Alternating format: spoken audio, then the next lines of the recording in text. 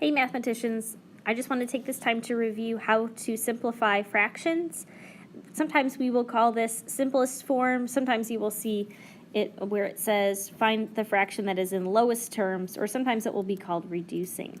So we had mentioned in class that you might see it all of those ways. So when we're looking for a fraction in simplest form, we still want them to be equal, we just want the fraction that is having the most simplified numbers, the easiest for our brain to imagine.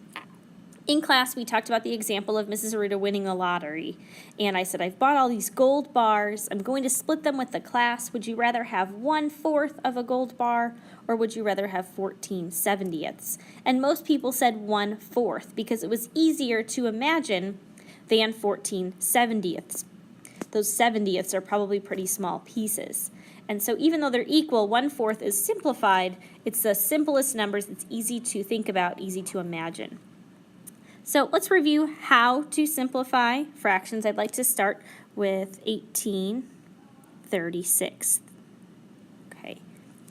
The first step that you need to do is write down your numerator and your denominator, and we are going to make some factor U-turns for each one. So I'm going to start with 18. I'm going to list the factors. Okay, we know that factors multiply out to 18. So I've got 1 times 18, 2 times 9, and 3 times 6. There are no other factors, so I know that I am finished. 36, 1 times 36, 2 times 18, 3 times 12, 4 times 9, and 6 times 6. Okay. Now that I've listed my factors for the numerator and the denominator, I need to find the factors that they both share. These are called our common factors. So I see that they both have a 1, they both have a 2, and a 3, and I see 2 6s, I see a 9 and a 9, and last 18 and 18. They do not share 36 in common, they do not share 12, they do not share a 4. So since I found my common factors, the next thing that I need to do is find the greatest common factor, the biggest factor that they both have in common, and that is 18. My last step is to divide our numerator and denominator by that greatest common factor, which is 18.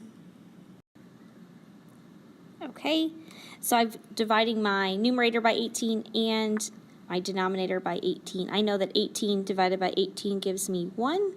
And 36 divided by 18 gives me 2. And so my simplified fraction for this is 1/2. 18/36 is equivalent to 1/2, but it's also its simplest form. It's a lot easier for me to imagine 1/2 of, say, a piece of gold that I was talking about in class, or maybe 1/2 of a cake, as opposed to imagining 18/36 of a piece of cake. So keep that in mind. If it's in simplest form, we know that we have chosen the greatest common factor that both numbers share and divided by that. I also see that 2 is a prime number. I know that 1 and 2 do not share any factors, only 1. And so I know that I have simplified correctly.